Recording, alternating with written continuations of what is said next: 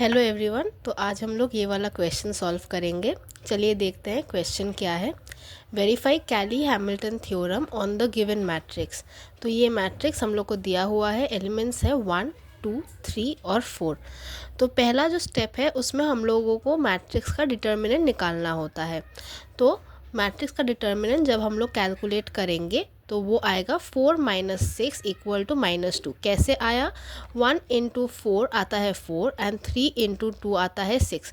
इन दोनों diagonal elements का multiplication हम लोग को माइनस करना होता है। तो उसी प्रोसेस से करने के बाद हम लोग का आंसर -2 आया।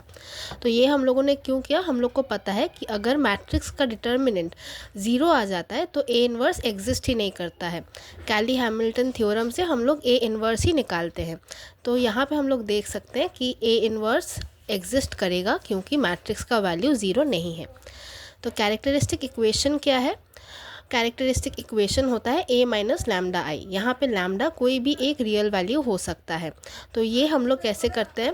1, 2, 3, 4 मतलब ये a matrix minus lambda into I matrix. I is the identity matrix. तो ये सॉल्व करने के बाद यहाँ पे 1 - लैम्डा, 2, 3, 4 - लैम्डा आता है।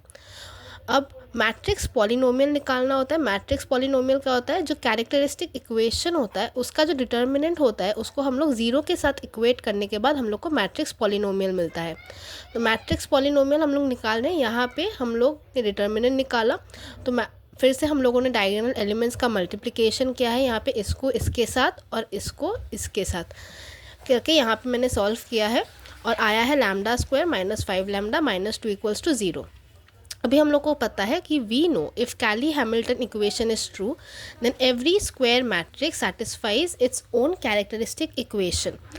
फिर इससे हम लोग को क्या समझ में आता है कि ये वाला जो इक्वेशन है कैरेक्टरिस्टिक इक्वेशन, मतलब ये कैरेक्टरिस्टिक इक्वेशन और ये वाला अपना स्क्वायर मैट्रिक्स जो दिया हुआ है वो सेटिस्फाई करेगा। तो हम लोग सब्स्टिट्यूट करेंगे ए जो हम लोग को दिया हुआ है ये वाला मैट्रिक्स, इसका जो वैल्यू है यहाँ पे सब्स्टिट्यूट करेंगे।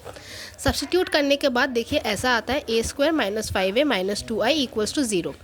फिर हम लोग इसको सॉल्व करेंगे जस्ट टू सी कि हम लोगों का जो इक्वेशन आया है, जो मैट्रिक्स पॉलिनोमियल का इक्वेशन है वो सही है कि नहीं। तो सॉल्व करने के बाद पहले a² फिर 5a फिर 2i ऐसे निकाल के हम लोग ये वाला इक्वेशन LHS और RHS से सॉल्व करेंगे। करने के बाद हम लोग का दोनों साइड इक्वल आ जाता है तो हम लोग को समझ में आ जाएगा कि हाँ इक्वेशन हम लोगों ने सही बनाया है। तो मेरा आ गया है तो LHS = RHS = प्रूफ कर लिया है। अब बहुत ईजी प्रोसेस है इसके बाद। Now multiplying A inverse on both sides of the equation of equation 2। इसके बोथ साइड में हम लोग ए इनवर्स मल्टीप्लाई करेंगे। कैसे करते हैं चलिए देखते हैं। A inverse in brackets we will write this equation and again here we will write, and ये होता है प्री मल्टीप्लिकेशन। सॉल्व करने के बाद देखिए a inverse into a² minus a inverse into 5a और a इनवर्स इंटू -2i करके हम लोगों को ये इक्वेशन मिलेगा। यहाँ से a इनवर्स निकालने के लिए हम लोग को लास्ट में ये इक्वेशन मिलेगा। ये इक्वेशन मिलने के बाद इसको हम आराम से सॉल्व कर सकते हैं। सॉल्व करने के बाद हम लोगों को आराम से a इनवर्स का वैल्यू भी मिल जाएगा। कैसे मिल रहा है? a inverse = half a - 5i जो हम लोगों ने पहले निकाला है। ठीक है, इसको हम लोग सॉल्व करेंगे तो हम लोग का आंसर ये आएगा। आई होप आप सभी को समझ में आया होगा। फिर से प्रोसेस मैंने इन शॉर्ट बता देती हूँ। कैली हैमिल्टन के लिए पहले आप लोग डिटर्मिनेंट ऑफ द मैट्रिक्स निकालिए, फिर कैरेक्टरिस्टिक इक्वेशन, फिर मैट्रिक्स पॉलिनोमियल, उसके बाद LHS और RHS को देख लीजिए कि वो सेटिस्फाई हो रहा है कि नहीं। अगर हो गया तो बहुत अच्छी बात है। फिर मल्टीप्लाई करिए ए इनवर्स के साथ दोनों साइड मल्टीप्लाई करने के बाद आराम से आप लोगों को ए इनवर्स का वैल्यू मिल जाएगा। चलिए आई होप आप लोगों को समझ में आया होगा। मिलता है आप लोगों से नेक्स्ट वीडियो में।